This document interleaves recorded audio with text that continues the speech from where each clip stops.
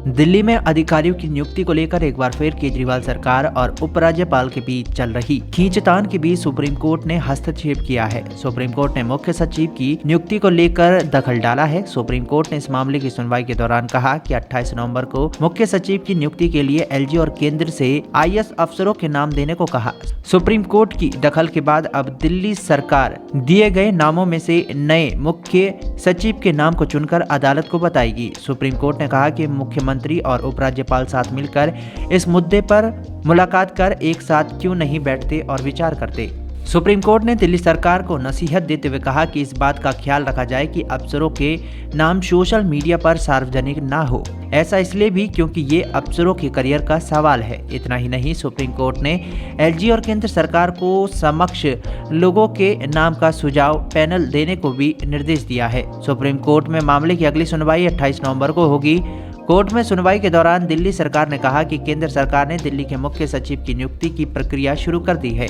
Supreme court ने सुनवाई के दौरान कहा कि ये इस तरह का कोई पहला मामला नहीं। हमने डीआरईएस के चेयरमैन की नियुक्ति के मामले में भी यही कहा था, लेकिन फिर भी कुछ नहीं हुआ। जब हम एलजी और सीएम को मुलाकात के लिए कहते हैं तो भी ये मुलाकात नहीं करते। कोर्ट ने कहा कि मुख्य सचिव की नियुक्ति को लेकर एलजी और केंद्र सरकार कुछ नाम पैनल को सुझाएंगे। पैनल उनमें से किसी नाम को चुनेंगे। सुनवाई के दौरान उपराज्यपाल के वकील हरीश सावले ने कहा कि पैनल को सुझाए गए नाम किसी मीडिया या सोशल मीडिया पर लीक नहीं होने चाहिए। वर्तमान मुख्य सचिव को अपने मामले में हाईकोर्ट जाना पड़ा है।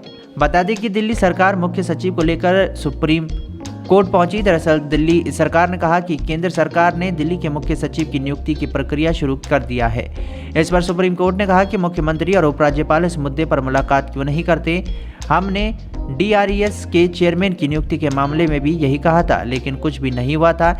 जब हम एलजी और सीएम को मुलाकात के लिए कहते हैं तो वो मुलाकात करने नहीं जाते। एलजी और केंद्र सरकार कुछ पैनलों के नाम सुझाए और हम उनमें से किसी एक को चुन लेंगे।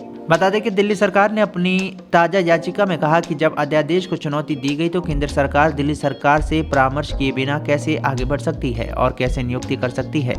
सुनवाई के दौरान वरिष्ठ वकील अभिषेक मनु सिंघवी के साथ साथ दिल्ली सरकार की ओर से पेश वकील सादान फरासत ने भारत के मुख्य न्यायाधीश डीवाई चंद्रचूड़ की अध्यक्षता वाली पीठ को बताया कि मुख्य सचिव की नियुक्ति पर दिल्ली सरकार से परामर्श किया जाना चाहिए। दिल्ली सरकार ने यह निर्देश भी मांगा है कि उसे एजीएमयूटी कैडर में सेवारत 5 वरिष्ठतम अधिकारियों में से एक को मुख्य सचिव के रूप में नियुक्ति करने की अनुमति दी जाए, जिनके पास पहले दिल्ली सरकार में सेवा करने का अपेक्षित अनुभव हो। गौरतलब है कि पिछली सुनवाई के दौरान सुप्रीम कोर्ट ने सरकार को याचिका के प्रति केंद्र को सौंपने का निर्देश दिया था। दिल्ली सरकार ने अपनी याचिका में कहा कि 2023 का संशोधन अधिनियम न केवल 2023 की संविधान पीठ के फैसले का उल्लंघन है, बल्कि मूल रूप से अलोकतांत्रिक भी है, क्योंकि यह अनुच्छेद 239 ए के माध्यम से अंतर्निहित संवैधानिक योजना को अपने सिर पर रख देते हैं।